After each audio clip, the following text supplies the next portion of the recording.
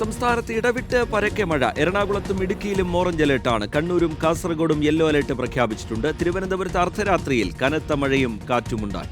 മലയോര മേഖലയിൽ ജാഗ്രതാ നിർദ്ദേശം നൽകിയിട്ടുണ്ട്. അടുത്ത 2 മണിക്കൂറിൽ തിരുവനന്തപുരത്തും കൊല്ലത്തും അതിശക്തമായ മഴയ്ക്ക് സാധ്യതയുണ്ട്. സുനിഷ അയലൂരിന്റെ വിശദാംശങ്ങൾ നൽകാൻ. സുനിഷ, 2 ജില്ലകളിൽ ഓറഞ്ച് അലർട്ട്, മറ്റു ജില്ലകളിലും കനത്ത മഴയുണ്ടാകും. ഓറഞ്ച് അലർട്ട് അല്ലെങ്കിലും കനത്ത മഴയുണ്ടാകും തിരുവനന്തപുരത്ത് അടക്കം. ഇപ്പോൾ സുനിഷ കൊടയൊക്കെ പിടിച്ചു നിൽക്കുന്നുണ്ട്. മഴ തലസ്ഥാനത്ത് എങ്ങനെയുണ്ട്?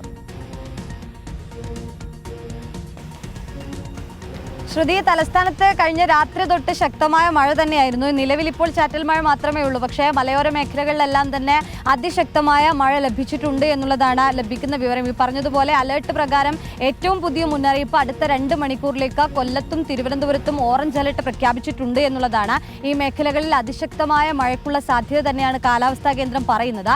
പ്രധാനമായും അതിന് മുന്നറിയിപ്പുകൾ പ്രകാരം എറണാകുളത്തും ഇടുക്കിയിലും കൂടി അതിശക്തമായ മഴയ്ക്കുള്ള സാധ്യത കണക്കിലെടുത്തുകൊണ്ട് ഓറഞ്ച് അലർട്ട് നൽകിയിട്ടുണ്ട്. കണ്ണൂർ, കാസർഗോഡ്, പാലക്കാട്, പത്തനംതിട്ട, ആലപ്പുഴ, ഒപ്പം തന്നെ കോട്ടയം, ഈ ജില്ലകൾക്ക് യെല്ലോ അലർട്ട് കൂടി നൽകിയിട്ടുണ്ട്. മറ്റ് ജില്ലകൾക്കൊന്നും തന്നെ മുന്നറിയിപ്പായി നൽകിയിരുന്നില്ല. പക്ഷേ കഴിഞ്ഞ ദിവസം നല്ല മഴ ചിലയിടങ്ങളിൽ ലഭിച്ചതുകൊണ്ട് തന്നെ മുന്നറിയിപ്പ് അടുത്ത ഘട്ടത്തിൽ മാറുമെന്നുള്ളത് തന്നെയാണ് മനസ്സിലാക്കുന്നത്. വരുന്ന മണിക്കൂറുകളിലും ചിലയിടങ്ങളിൽ മലയോര മേഖലകളിലടക്കം ശക്തമായ മഴ ലഭിക്കാനുള്ള സാധ്യതയുണ്ട്. ശ്രുതി പറഞ്ഞതുപോലെയാണ്, അലർട്ടുകൾ ഇല്ലെങ്കിൽ പോലും ചിലയിടങ്ങളിൽ മലയോര മേഖലകളിലടക്കം ജാഗ്രത പാലിക്കണം. അലർട്ട് ഉള്ളതിനനുസരിച്ച് തന്നെ ജാഗ്രത വേണമെന്നുള്ള നിർദ്ദേശം ദുരന്ത നിവാരണ അതോറിറ്റി നൽകുന്നുണ്ട്.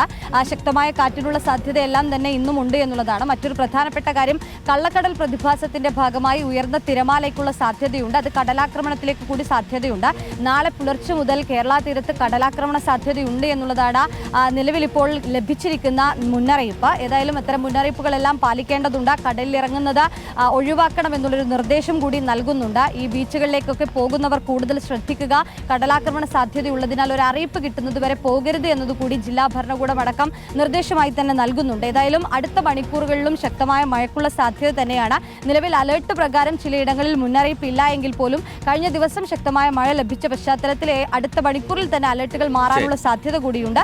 ശക്തമായ മഴയ്ക്കുള്ള സാധ്യത വരുന്ന ദിവസങ്ങളിലും ഉണ്ട് എന്നുള്ളതാണ് കാലാവസ്ഥാ കേന്ദ്രം പറയുന്നത്. സുനിഷ പറഞ്ഞ പോലെ എറണാകുളത്തും ഇടുക്കിയിലുമാണ് ഓറഞ്ച് അലർട്ട് എങ്കിലും മറ്റ് സ്ഥലങ്ങളിലും സമാന രീതിയിലുള്ള ശക്തമായ മഴയ്ക്ക് സാധ്യതയുണ്ട് എന്ന് തന്നെയാണ്. സുനിഷ അയലൂരാണ് വിശദാംശങ്ങൾ നൽകിയത്.